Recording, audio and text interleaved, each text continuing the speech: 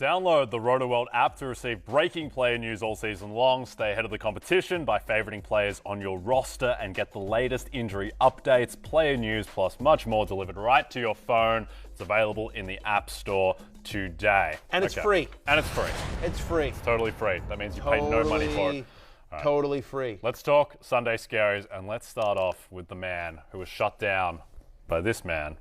Not Jay Croucher, but Sauce Gardner. Yeah. And as I always like to say, as Omar Little said in The Wire, you come at the source, you best not miss. Gabe Davis came at the source, and he missed. And 2 receptions, 33 yards. 2 receptions, not that far off his season average. Because it hasn't gone great for Gabe Davis. Yeah, it's his 4th game with 3 or fewer receptions, fewer than 40 receiving yards.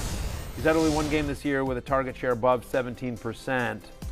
And yet, Jay Croucher, I think you got to still keep starting him. Well, I mean, you nailed it last week with your call that he is East Coast Mike Williams, who you just have to start, and you grit and bear it, and it's either going to happen or it's not, but you have to start. Yeah, I mean, listen, there was sort of a Hail Mary-ish play towards the end of the game that almost like basically went through his hands. And if he comes down with that one, I mean, again, the narrative changes. Like, they're going to take big play shots with him. Yep. He is talented enough with a quarterback who is talented enough that it's going to pay off more often than not. Again, there's going to be days like this. Mama said there'd be days like this. But the fact is that when we look at the end of the year, he's going to wind up as a top 20-ish wide receiver. And I just think trying to predict when it's going to be a good game, when it's going to be a bad game, I think it's going to be tough. Look, he's had 6 or more targets in 3 of the past 4 games.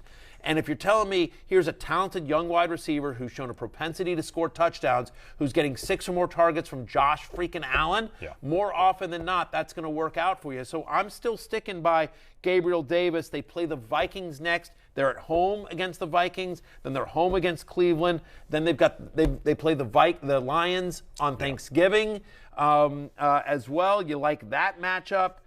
So the next 3 weeks, I think, I'm still in on Gabe Davis here, despite 5.3 fantasy points. I know it was bad, but I'm sticking by my guy. Yeah. Let's also just monitor the Josh Allen elbow situation, which, I mean, it should be fine, but that looked pretty bad on some angles. And then his next throw after that, he short-armed on 3rd down. Got a fair bit of length on the 4th down throw, so he's probably okay. I mean, but exactly. just something to monitor. So it means he can no longer throw it 85 yards on a rope. Maybe it's only 67 yards. 75, Still the best quarterback performance of last year to me was he needs to shave the mustache.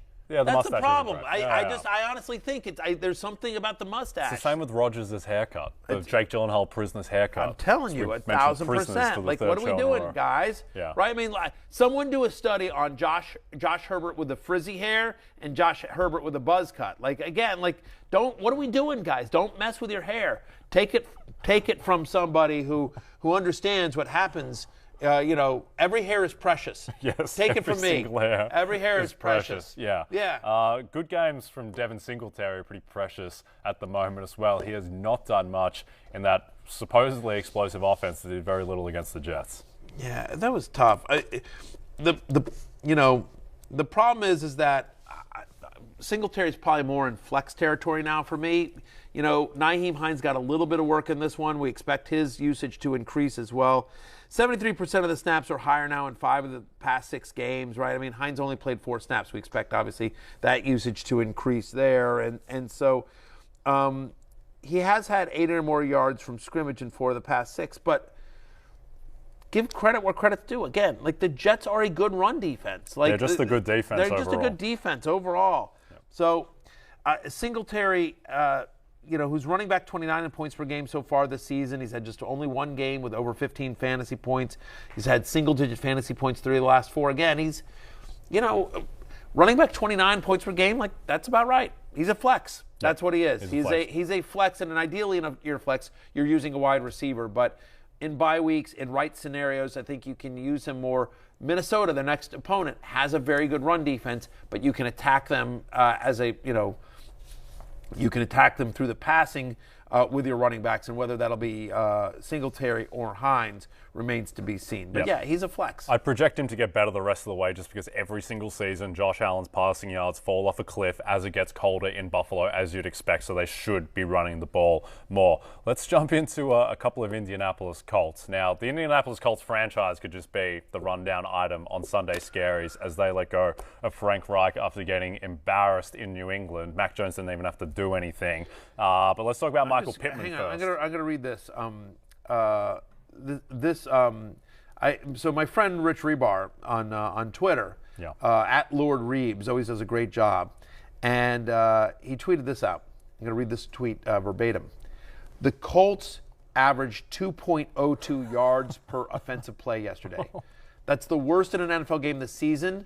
Their fewest in a game since 1977. The second worst in franchise history. Sam Ehlinger, Sam Ehlinger just looked awful. I mean, just like there's no. Here, this is Rebar again. Sam Ehlinger on third downs over his first two starts. 5 of 13, so 38.5%, 3 first downs, 1 interception, 6 sacks taken, a 15.9 rating. He just, he can't stay on the field. No. And it's the offensive line. The whole thing looks broken, and you feel bad. Look, I never want to celebrate somebody losing their job. I've never met Frank Reich, but by all accounts, I asked him a question at a press conference once, but I've never met him. You know what I mean? But by all accounts, from people around the NFL, he's a good man. Yep. He is a good man, a family man, and so when somebody like that gets fired, it's not just him, but it's it's the wife and the family that suddenly have to pack up their lives, and and the kids are going to school, and the whole thing sucks, right? Yep. Losing a job sucks, and so we tend to get callous in this business. We're like, they sucked, he deserved to get fired, and there's no question the Colts did not perform the way they should have, right? And so a change needed to be made. I don't fault Jim Irsay for making this move, but it stinks, and you feel bad. And the takeaways here are, this offense is broken, Jay Croucher. It looks done. Awful. Yep. I think with Reich, 10 months ago, when the Colts were riding high, was everyone's Super Bowl sleeper pick, as Jonathan Taylor was the best running back in the league, really solid defense. If you ask everyone around the NFL, top 5 coaches in the league, I guarantee Frank Reich is on the majority of those lists. I would bet on Frank Reich landing on his feet somewhere else eventually. I think he's an excellent offensive play caller when he has anything to work with. But let's talk about Michael Pittman. Yeah. And by the way, real quickly, just breaking news, I just got an alert on the Fantasy Life app, the free Fantasy Life app, and this is per Adam Schefter, so it gets you an alert for everyone. The Colts are naming former 6-time Pro Bowl center and current ESPN analyst Jeff Saturday as their interim head coach. Wow. He has been a consultant for the team, is in their Ring of Honor, and also was head coach of the Hebron Christian Academy football team in Decula, Georgia. He's from Georgia. I did not expect that. No, did not expect that as well.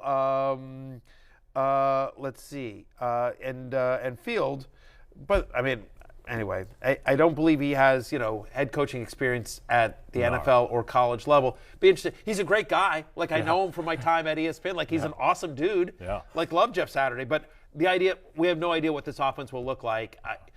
Deion Jackson was bad here. Here's a positive. They play the Raiders this week, right? And that's a defense that you can get right against. I think you're still hanging on to Taylor and Pittman. Yep. The rest of it, I think you can just sort of just burn it all down at that point. Right? Or Deion Jackson. And again, let's see what if he starts. We'll see what I think you're still holding on to that because at least Deion Jackson's getting the work. He played over 60% of the snap in all 3 games here. So more to come on this story as we get more news about what kind of offense they're going to run. But it's broken. Yep. I like the Raiders -6 home to the Colts in that game. I think the Colts are just a mess. It's only 6. That's not enough. All right, we're going to go to break. When we come back, last call on some Thursday night football player props with our friends at BetMGM. Yeah. Hey, it's Matthew Berry from NBC Sports and Rotoworld.com. Just want to thank you so much for watching what you just watched, or at least being too lazy to click out of it after the autoplay just kept it going. So either way, thank you so much for just letting it scroll by your screen. And now I'd like to ask you respectfully, respectfully, okay? Respectfully, please subscribe to the NFL on NBC YouTube channel for the latest NFL news, fantasy headlines from RotoWorld, and betting analysis from NBC Sports Edge.